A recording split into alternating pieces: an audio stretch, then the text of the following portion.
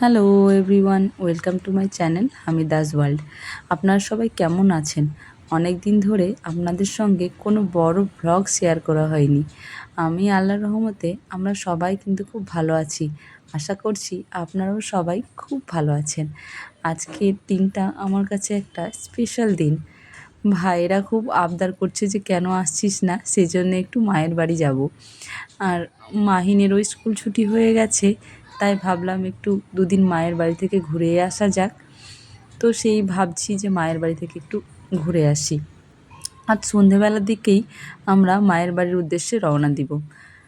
আজকের দিনটা বেশ মেঘলা মেঘলা জানেন, তাই ভাবছি যে কেমন থাকবে দিনটা আর কি, যেতে কোনো অসুবিধা হবে কি, কিন্তু মনে হয় না যে কোনো অসুবিধা হবে, হয়তো পৌঁছেই যাব ঠিকঠাক। তো সবাই মিলে আমরা এখন রেডি হব। বাড়ি গিয়ে দেখি যে আমার ভাইয়েরা সব পিৎজা তৈরি করার জন্য সব তৈরি করে রেখেছে। পিৎজা তৈরি করার জন্য কি কি লাগবে দেখুন।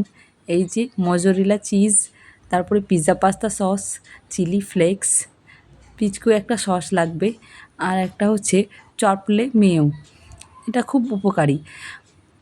আর লাগবে ক্যাপসিকাম, পেঁয়াজ আর টমেটো। এখানে আমরা সব এগুলো কেটে নিয়েছি, এগুলো এইভাবে গ্রেট করে এটাতে দিয়ে দিতে হবে। চলুন তৈরি করে নেওয়া যাক কিভাবে এটাকে আমরা সাজিয়ে নিই। এই দেখুন সাজিয়ে নিয়েছি। এই যে আমরা সব কিছুই দিয়ে একের পর এক দিয়ে এটাকে রেডি করে নিয়েছি। দেখতে ভারী সুন্দর লাগছে। সাজানোর শটগুলো আমার নেওয়া হয়নি, ওগুলো মিস হয়ে গেছে। এই যে দেখতে পাচ্ছেন কি সুন্দর লাগছে কালারটা দেখতে, না বেশ হয়েছিল, কিন্তু ডেকোরেশনটা এত সুন্দর হয়েছিল যে কি বলবো, মানে এতই ভালো লাগছিল দেখতে। আর এই যে আমরা ওভেনটা আগে থেকে প্রিহিট করে নিয়েছি, মাইক্রো ওভেনে আমরা এটাকে বেক করে নেব। আমার ভাই এটাতে দিয়ে দিয়েছে, এই যে দেখতেই পাচ্ছেন। হ্যাঁ, এটাকে এবার অন করে দিয়েছে। ব্যাস, এই যে 20 মিনিট রেখে আমাদের পিৎজা রেডি হয়ে গেছে। ছেলেমেয়েরা তো ভীষণ খুশি হয়েছে এই পিৎজা পেয়ে। আর বাড়িতে তৈরি রেসিপির তো কোনো তুলনাই হয় না, খেতেও কিন্তু দারুণ হয়েছিল।